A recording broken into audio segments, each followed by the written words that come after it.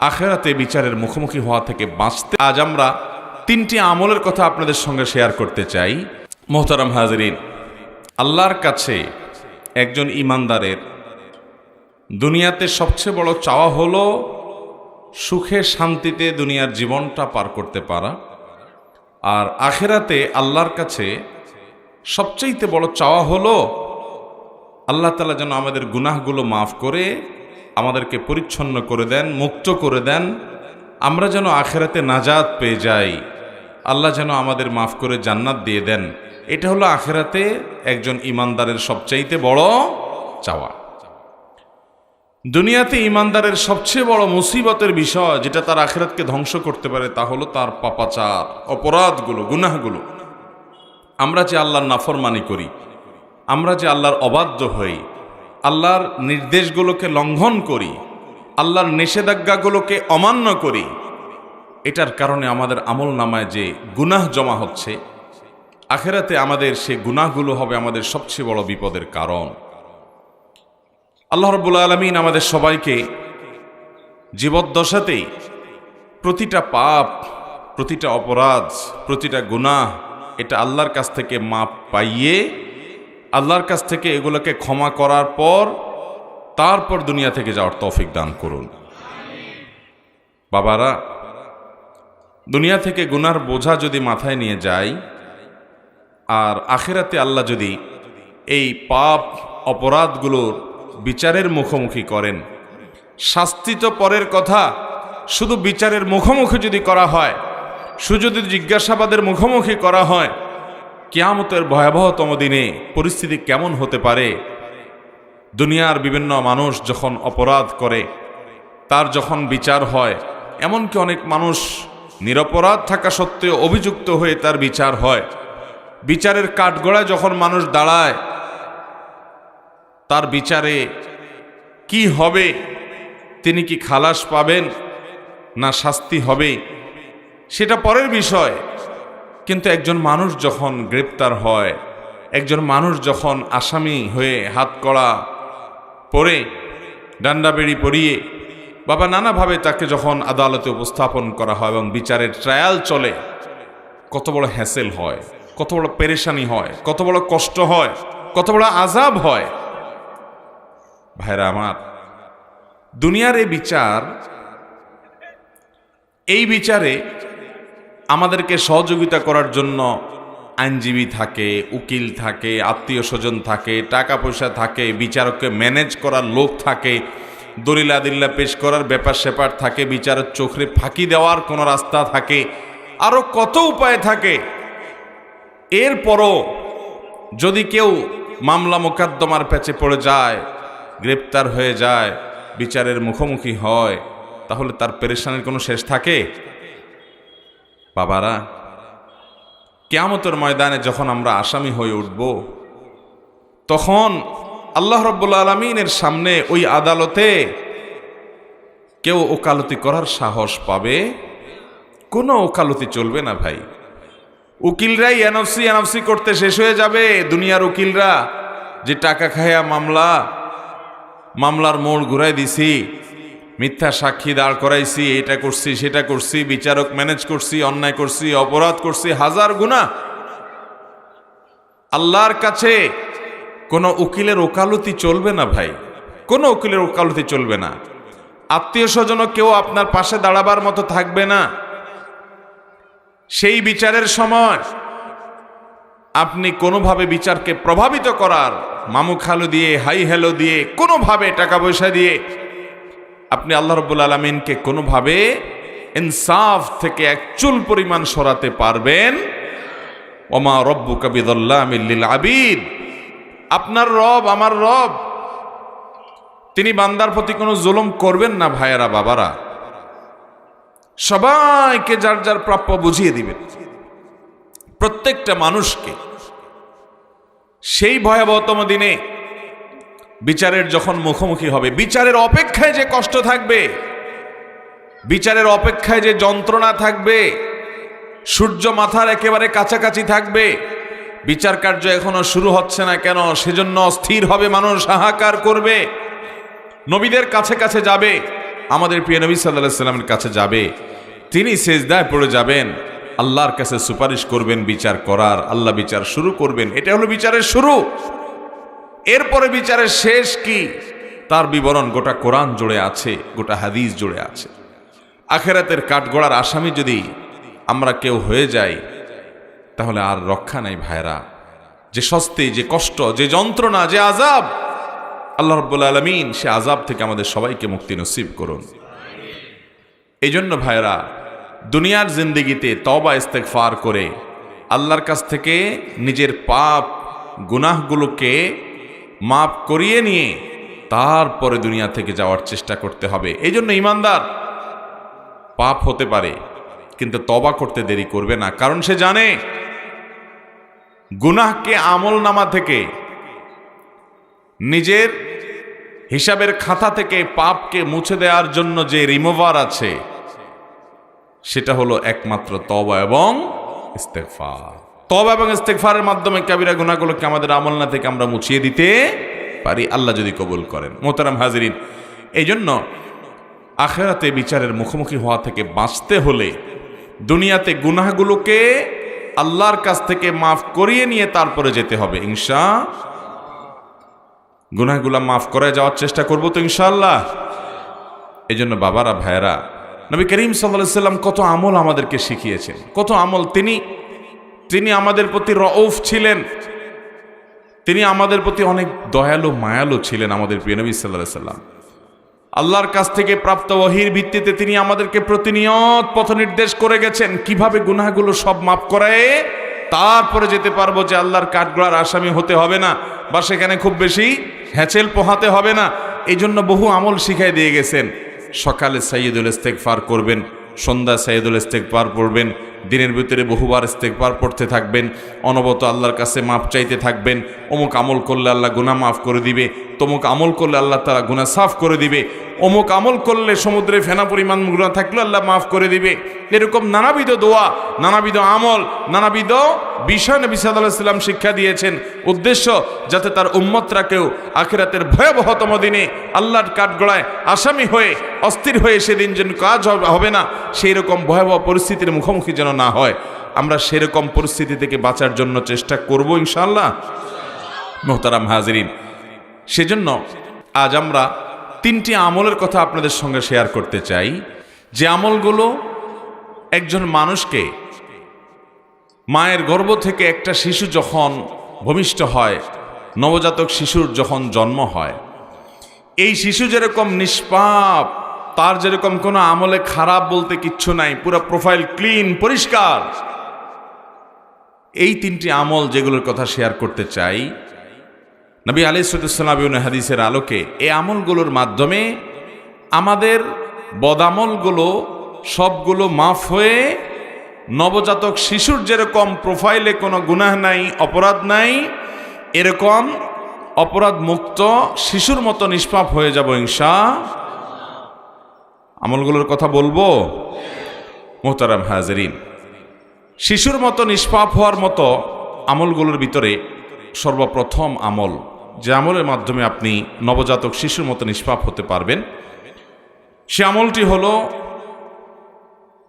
বিশেষ যে শর্ত শারায়াত আল্লাহ তাআলা হজের ব্যাপারে দিয়েছেন, সে সকল শর্তগুলোকে পূরণ করে আপনি যদি হজ করতে পারেন তাহলে সহিহ মুসলিমের হাদিসের বর্ণনা অনুযায়ী আল্লাহ তাআলা এই ফজিলত আপনাকে দান করবেন। নবী আলাইহিস সালাম বলেছেন, মান হাজ্জা হাযাল বাইত ফালাম ইয়ারফুস ওয়ালাম ইয়াফসুক রাজাআ কায়াউমি ওয়ালাদাতহু উম্মুহ।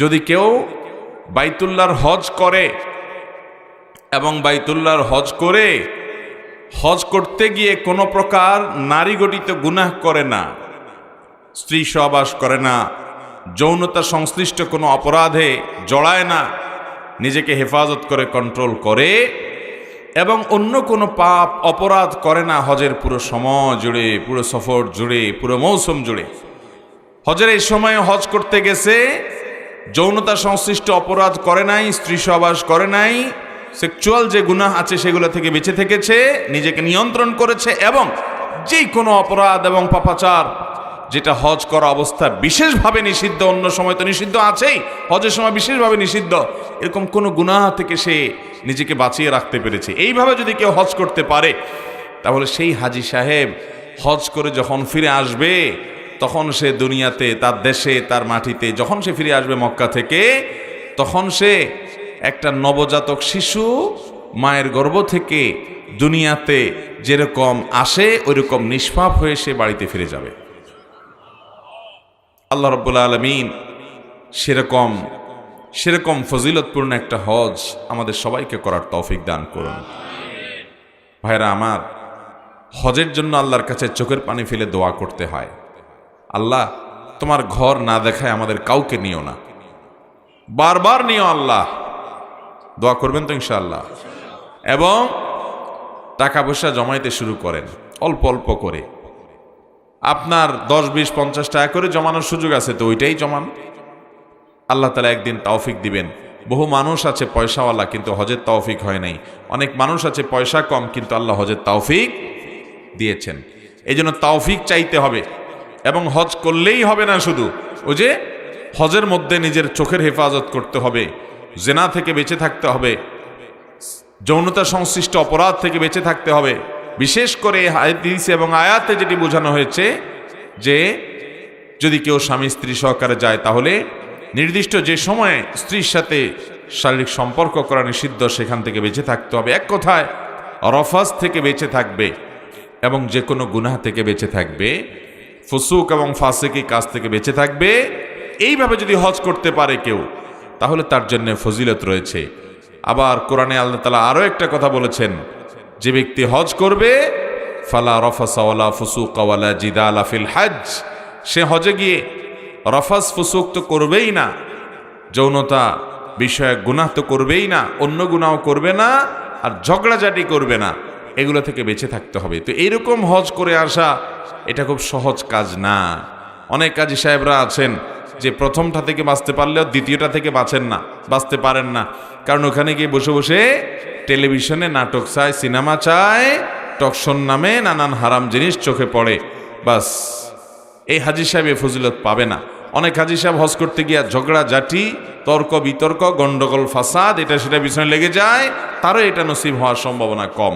অতএব প্রথম আমল হলো এমন হজ যেই হজে রফাস নাই, ফুসুক নাই, যৌনতা বিষয়ক অপরাধ নাই, গুনাহ নাই, অন্য কোনো গুনাহ নাই, এরকম গুনাহ মুক্ত, রফাস মুক্ত, ফাসিকি মুক্ত হজ যদি কেউ করে ফিরে আসতে পারে, এই আমলের বিনিময়ে আল্লাহ তাআলা তাকে নিষ্পাপ শিশুর মতো করে দিবেন। তার গুনাহগুলো মাফ করে একেবারে মায়ের পেট থেকে যে শিশু ভূমিষ্ঠ হয়েছে তার মতো নিষ্পাপ আল্লাহ তাআলা করে দিবেন। অতএব আমরা এ হজ যেন আল্লাহ তাআলা আমাদেরকে করার তৌফিক দেয়, যারা করেছি বারবার যেন আল্লাহ তৌফিক দেন। এবং এইভাবে হজ্জে মাবরুর, যে হজ সম্পর্কে নবীজি সাল্লাল্লাহু আলাইহি সাল্লাম বলেছেন, আল হজ্জুল মাবরুর লাইসা লাহুল জাযা ইল্লাল জান্নাহ, মাবরুর হজের বিনিময় জান্নাত ছাড়া আর কিছু হতে পারে। আল্লাহ আমাদের সবাইকে সেরকম মাবরুর হজ করার তৌফিক দান করুন। নাম্বার 2, সহিহ মুসলিমের বর্ণনায় আমরা দ্বিতীয় আমলের কথা জানি, যে আমলের মাধ্যমে আল্লাহ রাব্বুল আলামিন আমাদেরকে একেবারে নবজাতক শিশুর মতো, সদ্য ভূমিষ্ঠ হওয়া শিশুর মতো নিষ্পাপ করে দিবেন। সে আমলটি সম্পর্কে নবী করিম সাল্লাল্লাহু আলাইহি সাল্লাম বলেছেন, মান তাওয়াদ্দা কামা আমারাল্লাহ, যে ব্যক্তি ওযু করবে সেভাবে যেমন ওযু করার নির্দেশ আল্লাহ করেছেন, যেভাবে আল্লাহ ওযু করতে নির্দেশ করেছেন সেইভাবে ওযু করবে, উল্টাপাল্টা নিয়মে না, মন মতো না, সুন্নাহর খেলাফ না, বরং আল্লাহর নির্দেশিত পদ্ধতি অনুযায়ী সঠিকভাবে যে ওযু করবে। ফাকামা ওয়া সাল্লা, এরপর দাঁড়াবে, দাঁড়িয়ে সালাত আদায় করবে, নামাজ পড়বে। ফাহামিদাল্লাহ ওয়া আথনা আলাইহি, এরপরে আল্লাহর প্রশংসা করেছে, আল্লাহর স্তুতি গুণগান করেছে, আল্লাহ অনেক নিয়ামত দিয়েছে সেগুলো স্বীকৃতি সে দিয়েছে। ওমাজ্জাদা বিল্লাযী হুয়া লাহু আহল, আর আল্লাহর মর্যাদা বর্ণনা করেছে যেমনটি উপযুক্ত, আল্লাহর শানের স্বীকৃতি সে দিয়েছে। ওয়াফাররাগা লাহু কলবাহ, এবং এরপর তার অন্তরটাকে মুক্ত করেছে, শুধু আল্লাহকে অন্তরে স্থান দিয়ে দুনিয়ার মোহ, লোভ, লালসা, পাপের প্রতি আকর্ষণ, এগুলো থেকে অন্তরকে পরিচ্ছন্ন করে আল্লাহ রাব্বুল আলামিনকে অন্তরে স্থান দিয়েছে, অর্থাৎ আল্লাহর স্মরণকে অন্তরে স্থান দিয়েছে, আল্লাহর আনুগত্যকে অন্তরে বসিয়ে নিয়েছে। সালাতের পর আল্লাহর প্রশংসা করে এইভাবে যদি কেউ আল্লাহ রাব্বুল আলামিনের কাছে সারেন্ডার করে, অন্তরে আল্লাহকে স্মরণ করে, কারণ আকিমিস সালাতা লিযিকরি, আল্লাহ বলেছেন সালাত কায়েম করো আমার জিকিরের জন্য। এভাবে যদি কেউ করে তাহলে জিকির ওযুটা করবে যথাযথভাবে যেমন আল্লাহ নির্দেশ করেছেন, এরপরে দাঁড়িয়ে সালাত আদায় করবে সুন্দরভাবে, তারপর আল্লাহর প্রশংসা গুণকীর্তন, আল্লাহর মর্যাদার বর্ণনা, এরপর নিজের অন্তরটাকে আল্লাহর জন্য খালি করে আল্লাহর স্মরণ অন্তরে এনে যে ব্যক্তি মাশগুল হবে জিকিরে, নবী করিম সাল্লাল্লাহু আলাইহি সাল্লাম বলেছেন সহিহ মুসলিমের বর্ণনা অনুযায়ী এই ব্যক্তির এই কাজ করার পর তাকে আল্লাহ রাব্বুল আলামিন সদ্য ভূমিষ্ঠ হওয়া শিশুর মতো নিষ্পাপ করে দিবেন। আমলটা করার চেষ্টা করব তো ইনশাআল্লাহ। আমাদের তো আজকাল ওযুরও ঠিক ঠিকানা নাই, নামাজেরও ঠিক ঠিকানা নাই। কোন রকম নামাজটা যদি পড়তে পারি, সালামটা ফিরানো শেষ, মোবাইলের মুনাজাত শুরু, ঠিক না বেঠিক?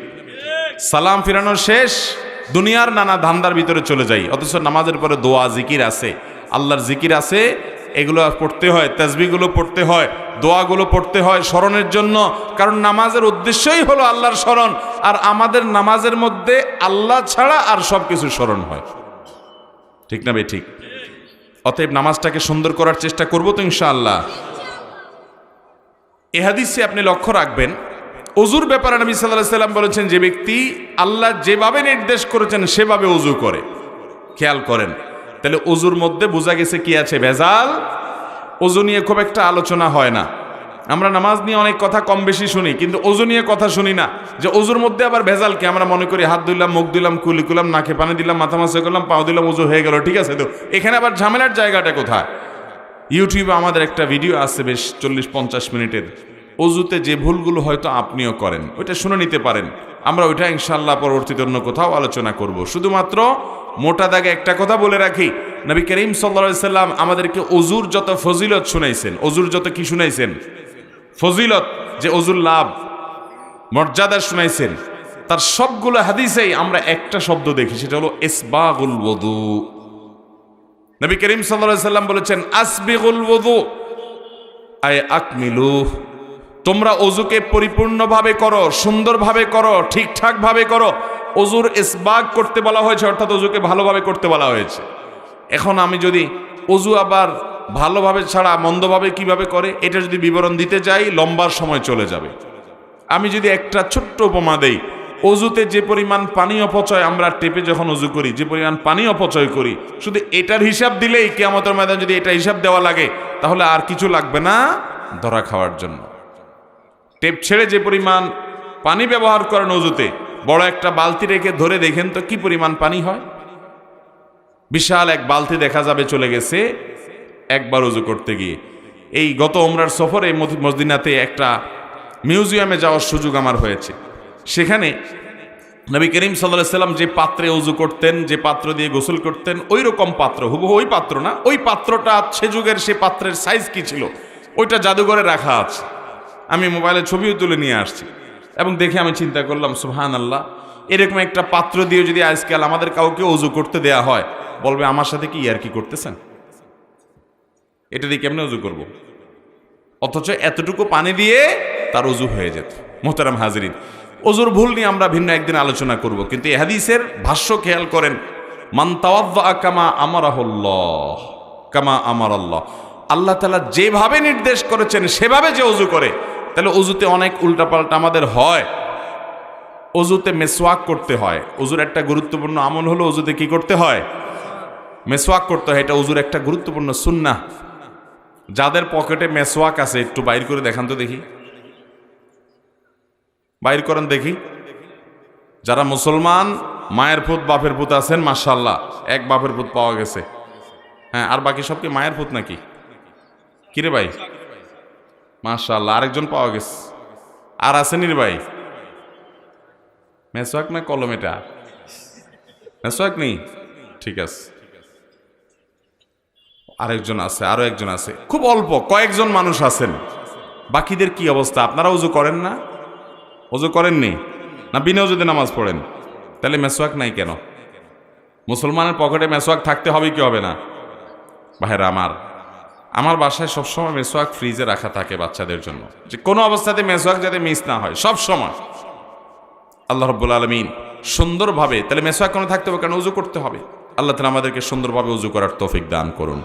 তাহলে দ্বিতীয় যে আমলটা, আল্লাহ রাব্বুল আলামিন যে আমলের বিনিময়ে আমাদেরকে সদ্য ভূমিষ্ঠ হওয়া শিশুর মতো নিষ্পাপ করে দিবেন, সমস্ত গুনাহ মাফ করে, সে আমলটা হলো উত্তম রূপে ওযু হবে, এরপর দাঁড়িয়ে নামাজ হবে, আল্লাহর প্রশংসা গুণকীর্তন হবে, আল্লাহর মর্যাদার বর্ণনা হবে, স্বীকারোক্তি দেওয়া হবে।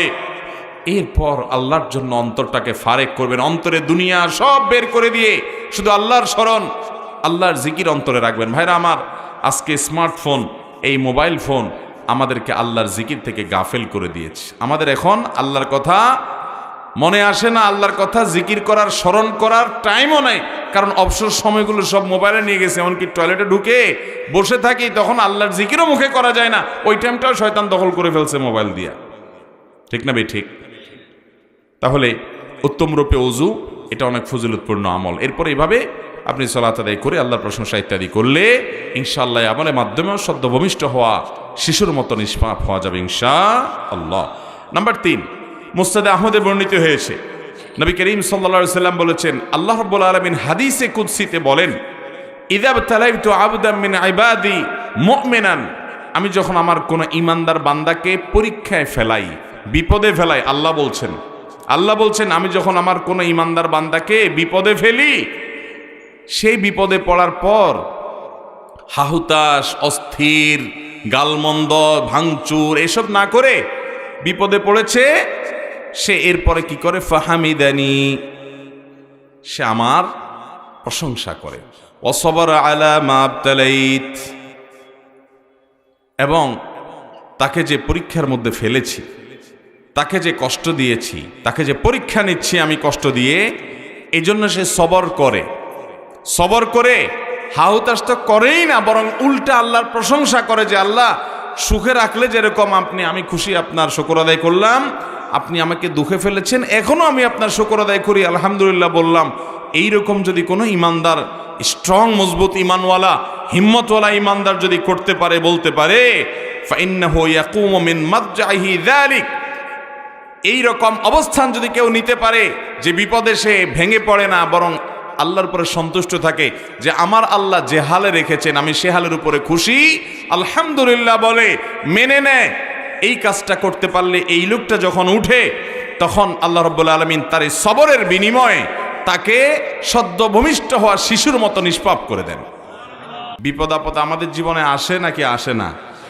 সবার জীবনেই কম বেশি, কিন্তু কয়জন আছেন বলেন তো, একটা বিপদ আসার পরে হাসি মুখে আল্লাহ শুকর আদায় করছেন? কাজটা কিন্তু খুব সহজ কাজ না, কাজটা অনেক। এই ওয়াজ আপনাকে করতে দিলে আপনি হয়তো আমার চেয়ে তারা ভালোও পারেন বা কিছু বলতে পারবেন, কিন্তু যখন বিপদে আমরা পড়ে যাব তখন আমল করতে পারলাম কিনা সেটাই হলো বড় প্রশ্নের বিষয়। আল্লাহ আমাদের সবাইকে সেরকম সবরকারী হওয়ার তৌফিক দান করুন। নামাজি মুসলমান পাবেন, রোজাদার মুসলমান পাবেন, দাড়িয়ালা মুসলমান পাবেন, কিন্তু সবরকারী মুসলমান খুব বেশি পাবেন না। হুলস্থুল, বিশেষ করে বিপদ আপদে ভেঙে পড়ে অনেকে তো আল্লাহর প্রতি নিরাশ হয়ে আল্লাহর প্রতি এমন কথা বলে যে কুফরি কালাম হয়ে যায়, ইমান থেকে খারিজ হয়ে যায়। মনে রাখবেন, আপনার যে কোনো বিপদ, যে কোনো আপনার জীবনের কষ্ট, এই সবগুলো আল্লাহ তাআলা দেখছেন কি দেখছেন না? আল্লাহর নিয়ন্ত্রণের বাইরে কি কিছু আছে? আল্লাহর নিয়ন্ত্রণের বাইরে কিছু আছে? কিচ্ছু নেই। অতএব আল্লাহ রাব্বুল আলামিনের কাছে নিজেকে সারেন্ডার করতে হবে, সঁপে দিতে হবে, সমর্পণ করতে হবে, তার সামনে নিজেকে উপস্থাপন করতে হবে। বিপদে আবার হাসবেন কিভাবে? আচ্ছা, বিপদে আবার আল্লাহর প্রশংসা করবেন কিভাবে? ধরুন আল্লাহ তাআলা আপনাকে একটা বিপদে ফেলেছেন কি? আপনি কোথাও যাচ্ছেন, রোড অ্যাক্সিডেন্টে আপনার একটা ছেলে দুনিয়া থেকেই চলে গেল। আপনারা কয়েকজন ছিলেন পরিবারের সদস্য, অন্য সবাই বেঁচে আছে, একজন দুনিয়া থেকে চলে গেছেন, বাকি যারা এক দুজন আছেন তাদের কেউ হাত ভাঙছে, কারোর পা ভাঙছে, কেউ হয়তো পুরো ভালো আছে, কিছু হয় নাই। এখন কথা হলো যে বিপদ হলে আবার আল্লাহর প্রশংসা কিভাবে করব? আমার ছেলে মারা গেছে, আমি বলবো আল্লাহ আপনার শুকর, এটা কেমনে সম্ভব? এটার উত্তর হলো, আপনি দেখবেন আল্লাহ রাব্বুল আলামিন আপনাকে যে বিপদে ফেলেছেন, এই বিপদটা এর চাইতে আরো অনেক বড় হতে পারত। আপনার সবগুলো ছেলে শেষ হয়ে যেতে পারত, আপনার আরেকটা ছেলে মারা যেতে পারতো, আপনি নিজে মারা যেত, আপনার পরিবার বিপদে পড়তে পারতো, হতে পারতো কি পারতো না? তো আল্লাহ রাব্বুল আলামিন আপনার জন্য যেটুকু নেয়ামত রেখেছেন ওইটুকুর দিকে তাকে ইমানদার যখন আলহামদুলিল্লাহ বলবে, ওই বিপদে সবরের বিনিময়ে আল্লাহ তাআলা তাকে নবজাতক সদ্য ভূমিষ্ঠ হওয়া শিশুর মতো নিষ্পাপ করে দিবেন, জান্নাত দান করবেন ইনশাআল্লাহ। বিপদে সবর করা সহজ কাজ নয়, এ বিষয়ে ওয়াজ করা সহজ। আল্লাহ আমাকে সবরকারী হওয়ার তৌফিক দান করুন, আপনাদেরকেও দান করুন। মুহতারাম হাজরিন, as-sabru জাযাউহু আল জান্নাহ, সবরের বিনিময়টাই হলো জান্নাত। আল্লাহ কোরআনে বলেছেন, ইন্নামা ইউওয়াফাস সাবিরুন আজরাহুম বিগাইরি হিসাব।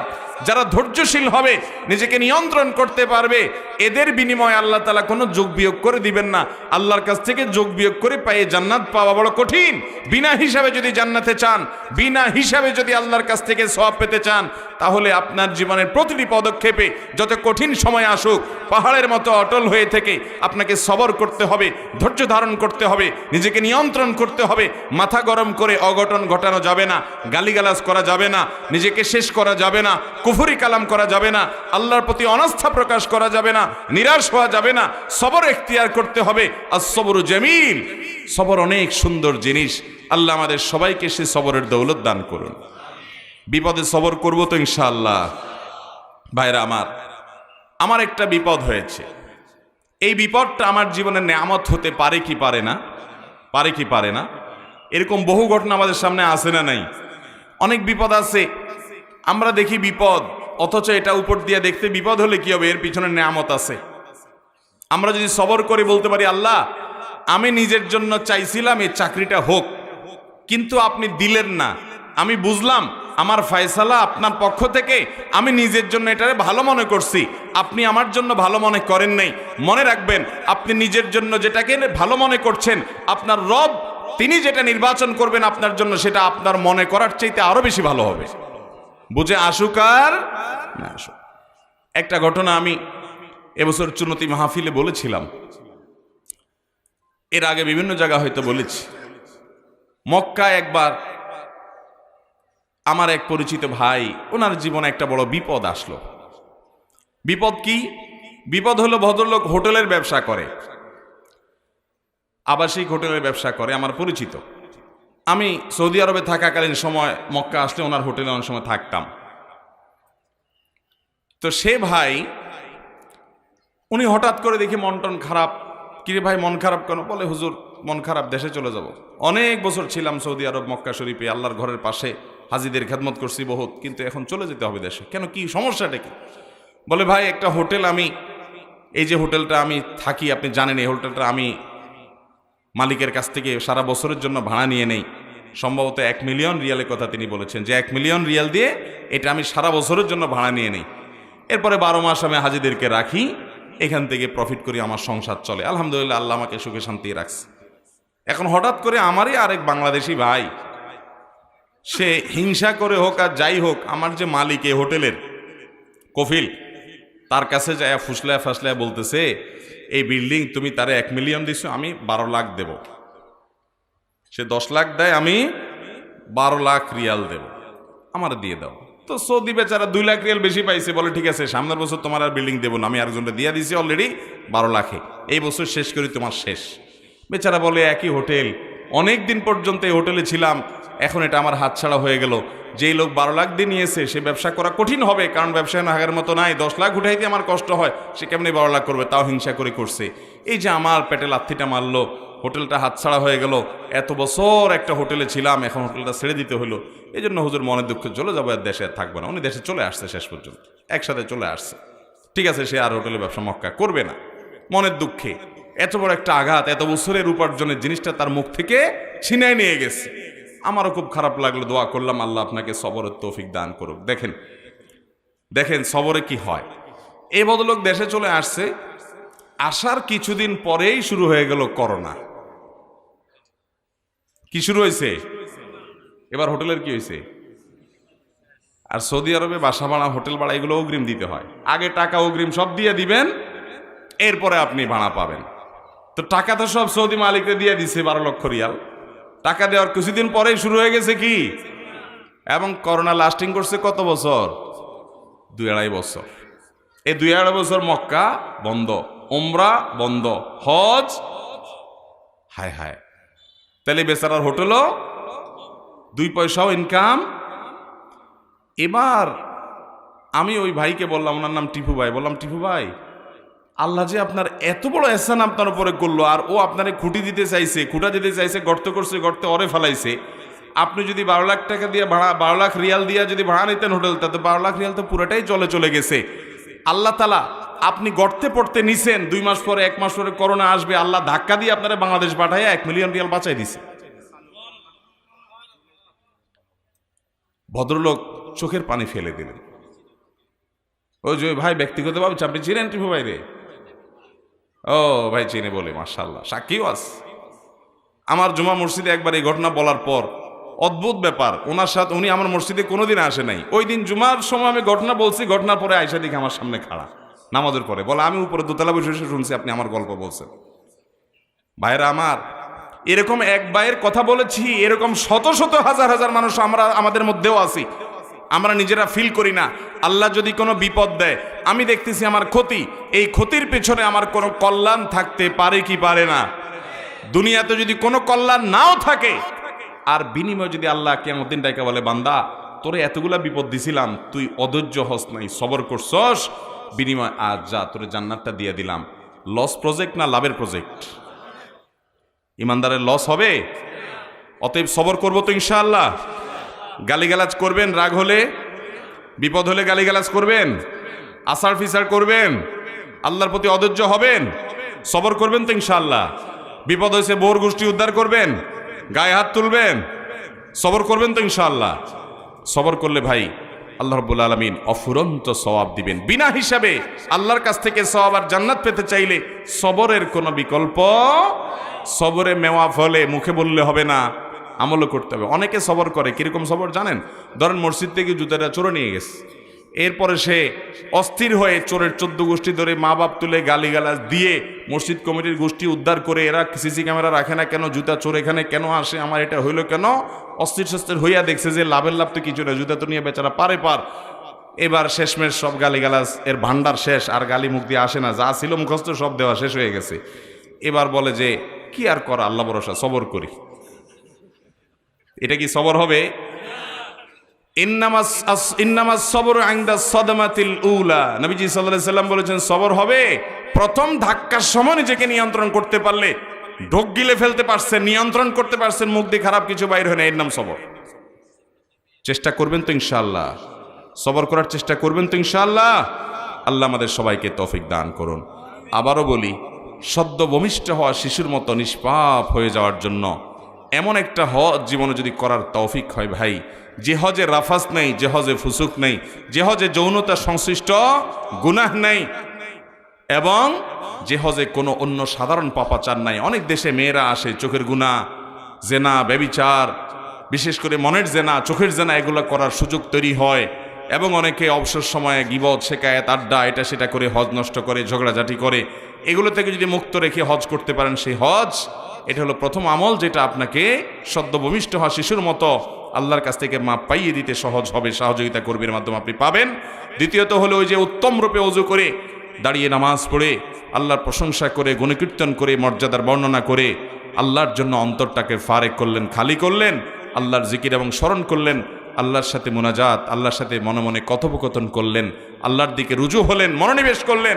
এর মাধ্যমে আল্লাহ তাআলা সদ্য ভূমিষ্ঠ হওয়া শিশুর মতো নিষ্পাপ করবেন। আর তৃতীয়ত হলো, আল্লাহ কোনো বিপদ দিয়েছেন, বিপদে আপনি অস্থির না হয়ে বরং উল্টা বলতেছেন, আল্লাহ আপনি সুখ দিয়েছেন, তখন আপনার প্রশংসা করেছি, আপনি আমাকে দেন নাই, আমি তাও আপনার শুকর আদায় করি, আলহামদুলিল্লাহ, আমি তখনও বলছি। দুঃখে আলহামদুলিল্লাহ বলার সোজা কথা না ভাই, চুপচাপ থাকা এটা মোটামুটি যায়, কিন্তু চুপচাপ শুধু না, আল্লাহ দিছে দুঃখ, আমি বলতেছি আল্লাহ আলহামদুলিল্লাহ, শুকর, আমি খুশি, আল্লাহ আমার কোনো দুঃখ নাই, আপনি আমার জন্য যা নির্বাচন করেছেন, আমার নিজের নির্বাচনের চাইতে আপনার নির্বাচন নিশ্চয়ই অনেক বেশি আমার জন্য ফলপ্রসূ, উপকারী হবে, আমি মেনে নিলাম। শুধু তাই নয়, আমি আপনার এই না দেওয়ার কারণে, এই বিপদের কারণে উল্টা বরং আপনার প্রশংসা জ্ঞাপন করছি। এটা অনেক বড় একটা ব্যাপার। এই রকম সবর করতে পারলে আল্লাহ তাআলা সদ্য ভূমিষ্ঠ হওয়া শিশুর মতো নিষ্পাপ করে দিবেন ইনশাআল্লাহ। এর মানে আবার এটা বুঝিয়েন না যে তাহলে তো চুরি ডাকাতি, 2 নম্বর এই টিন চুরি, গম চুরি যা করছি, গীবত শেকায়েত কবিরা গুনাহ যা করছি, ওই যে সুন্দর করে ওযু করে একদিন 2 রাকাত নামাজ পড়লাম, এরপরে এভাবে আল্লাহর দিকে মনোনিবেশ করলাম, সব ভ্যানিশ হয়ে গেল, আবার 6 মাস পরে একবার করলাম, সব ভ্যানিশ হয়ে গেল, এইভাবে প্রসেস করে করে আমি জান্নাতে চললাম লাভ দিয়া। এটা আবার মনে করিয়েন না। কারণ বান্দার হক যদি নষ্ট করেন, ওইটার জন্য মানুষের হক আগে আদায় করতে হবে, এরপরে আল্লাহর কাছ থেকে মাপ পাওয়ার জন্য অন্যান্য আমলগুলো করতে হবে। কথা কি বুঝাতে পারছি? মানুষের হক মেরে থাকলে সেটার প্রায়শ্চিত্ত করার জন্য আপনার সাধারণ কোনো আমল নয়, বরং সেটা ওই ব্যক্তিটা পরিশোধ করে তারপরে এবার আল্লাহর কাছে আপনি মাপও চাইবেন, এসব আমলও করবেন। কারণ তার কাছ থেকে মাপ চাইলেই শুধু মাপ হবে না, আপনি কোনো মানুষের হক নষ্ট করলে 2টা গুনাহ হয়। এক হলো ওই ব্যক্তির হক নষ্ট করলেন, আবার হলো আল্লাহর নির্দেশ লঙ্ঘন করলেন। মানুষের হক নষ্ট করতে আল্লাহ নিষেধ করেছেন, এই জন্য আল্লাহর কাছেও তওবা ইস্তেগফার করতে হবে, মাপ চাইতে হবে, আবার বান্দার কাছেও মাপ চেয়ে নিতে হবে বা তার হক পরিশোধ করে দিয়ে দায় মুক্তি নিতে হবে, এরপরে আল্লাহ মাফ করবেন। আর যদি কোনো কবিরা গুনাহ, বিশেষ করে শিরক করে থাকেন, বড় কোনো কবিরা গুনাহ করে থাকেন, তাহলে সেক্ষেত্রে সেটার জন্য আল্লাহর কাছে ইস্তেগফার করবেন, ক্ষমা প্রার্থনা করবেন, পাশাপাশি এই সমস্ত আমলগুলো করবেন। এরকম বহুবিধ প্রচেষ্টা যখন থাকবে ভাইরা আমার, ওই যে শুরুতে বলেছি, কিয়ামতের ময়দানে আল্লাহর কাঠগড়ায় আসামি হিসেবে দাঁড়াতে হবে না। পাপাচার যেগুলো করেছি না করেছি আমরা, সেগুলোকে পরিচ্ছন্ন করে আল্লাহর কাছ থেকে এগুলোকে নিষ্পত্তি করিয়ে নিয়ে তারপরে আল্লাহর সঙ্গে সাক্ষাৎ করার চেষ্টা করব ইনশাআল্লাহ। আল্লাহ তাআলা আমাকে, আপনাকে, আমাদের সবাইকে দুনিয়া থেকে যাওয়ার আগে, বাবারা ভাইয়েরা, কখন নাকের ডগা থেকে নিঃশ্বাস বন্ধ হয়ে যায় জানি না। কেউ জানেন কখন নিঃশ্বাস বন্ধ হবে? জানেন হায়াত কখন শেষ হবে? জানেন?